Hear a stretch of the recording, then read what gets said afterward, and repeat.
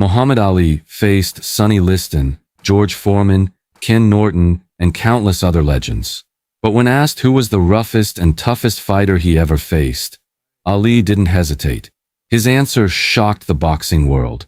The man who pushed the greatest to the brink of death wasn't who you'd expect. Joe Frazier and Muhammad Ali weren't just boxing rivals. They were enemies.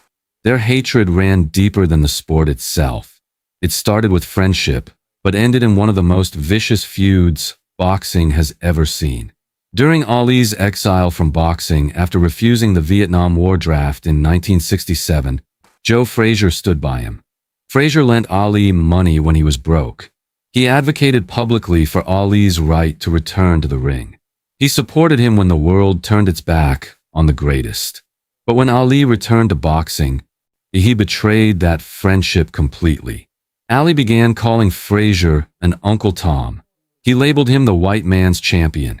He called him ignorant, ugly, and stupid. But the most brutal insult was calling Frazier a gorilla. At press conferences, Ali would punch a toy gorilla while shouting his famous rhyme, "It will be a killer, and a Thrilla, and a chilla when I get the gorilla in Manila." For Joe Frazier, this wasn't just fight promotion. This was personal. Frazier had grown up on a sharecropper's farm in South Carolina. He knew racism firsthand. He had worked 12-hour days for $1 since he was 6 years old. He fought his way out of poverty with bare fists and built his own gym from farm scraps. For Ali to call him a gorilla, to call another black man a gorilla, especially in that era, was beyond the pale. Frazier described Ali's verbal assault as a cynical attempt to make him feel isolated from his own people. In his autobiography, Frazier wrote, "He thought that would weaken me when it came time to face him in that ring. Well, he was wrong. It didn't weaken me. It awakened me to what a cheap shot son of a bitch he was." Their first fight in 1971, the fight of the century at Madison Square Garden, ended with Frazier knocking Ali down in the 15th round and winning by unanimous decision. It was Ali's first professional loss. Frazier had proven himself the better man. Their second fight in 1974 went to Ali by decision, evening the score at 1 win each. By 1975, everything was on the line. Ali had reclaimed the heavyweight title by knocking out George Foreman in the Rumble in the Jungle. Frazier wanted that title back. More importantly, when he wanted to destroy Muhammad Ali, this wasn't about money. This wasn't about entered at 31, determined to reclaim his throne. Both men knew this would be their final battle. Winner takes all, loser fades into history. From the opening bell, Ali came out aggressive, trying to knock Frazier out early. He landed big punches that buckled Frazier's knees twice in the first round. But Frazier's legendary toughness kicked in. He absorbed the punishment and kept coming forward, relentless as a machine. By the 5th round, Frazier began to take control. He pressed Ali against the rope. Ali landed clean right hands to Frazier's head. Frazier pounded Ali's body with vicious combinations. Neither man would quit. Neither man would back down. They fought with a ferocity that transcended sport. This was warfare. By the middle rounds, both fighters were exhausted. The Philippine heat drained their legs and arms. They could barely throw knockout punches anymore, but they kept fighting. Every shot was subconcussive torture. Every round brought them closer to the edge of human endurance. Ali rallied in the later rounds.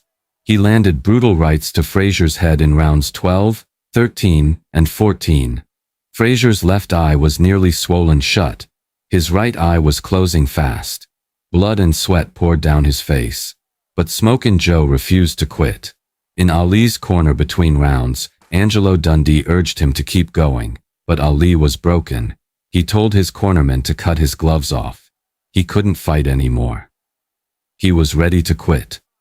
In Frazier's corner, trainer Eddie Futch looked at his fighter's swollen eyes and made a decision. Joe couldn't see anymore. His face was grotesquely swollen. Futch knew if Joe went out for the 15th round, Ali might blind him permanently. Against Frazier's furious protests, Eddie Futch waved the white towel. The fight was over. Ali won by technical knockout after 14 rounds. Muhammad Ali collapsed in the center of the ring, surrounded by handlers and press. His white Everlast shorts remained spotless, showing no blood despite the brutality. But the damage was internal, invisible, devastating. Ali later described the fight as the closest thing to dying that I know of. He said both men went to Manila as champions and came back as old men. Years after the Thrilla in Manila, Muhammad Ali was asked to name the toughest opponent he ever faced. His answer was definitive and immediate. Ali said, "Of all the men I fought, Sonny Liston was the scariest. George Foreman was the most powerful. Floyd Patterson was the most skilled as a boxer.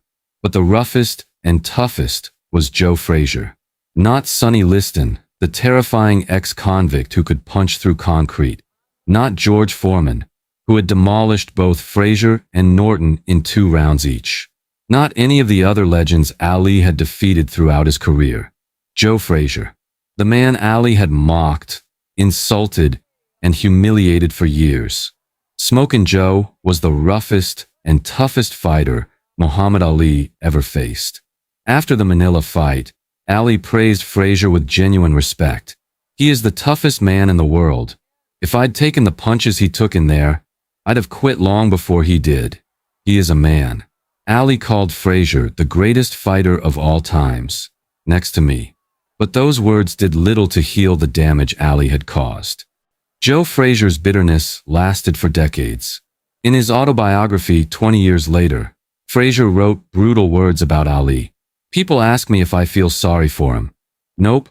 Fact is, I don't give a damn. They want me to love him, but I'll open up the graveyard and bury his ass when the Lord chooses to take him." The Thrilla in Manila destroyed both men physically. Joe Frazier's vision was permanently compromised.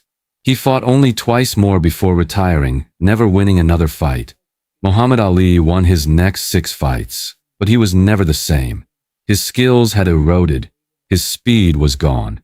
The punishment he absorbed in Manila accelerated his decline toward Parkinson's disease. In 2001, Ali finally apologized during a New York Times interview. "In a way, Joe's right. I said a lot of things in the heat of the moment that I shouldn't have said. I apologize for that. I'm sorry." By 2008, Frazier's anger had finally begun to fade. He told Britain's Daily Telegraph, "I forgive him, sure." When Joe Frazier died in 2011, Muhammad Ali attended his funeral. The greatest stood silently, paying respect to the man who had pushed him to the absolute brink of death in Manila. Writer Jerry Eisenberg once asked Ali if he wanted to watch their Manila fight again. Ali refused immediately. When asked why, Ali's answer was simple and haunting. "I don't want to look at hell again." That's how rough Joe Frazier was. The roughest and toughest fighter Muhammad Ali ever faced. So there you have it. Muhammad Ali faced legends like Sonny Liston, George Foreman, and Floyd Patterson. But when the greatest named his roughest and toughest opponent, he chose Joe Frazier without hesitation. If you enjoyed this story, smash that like button and subscribe for more boxing history. Thanks for watching.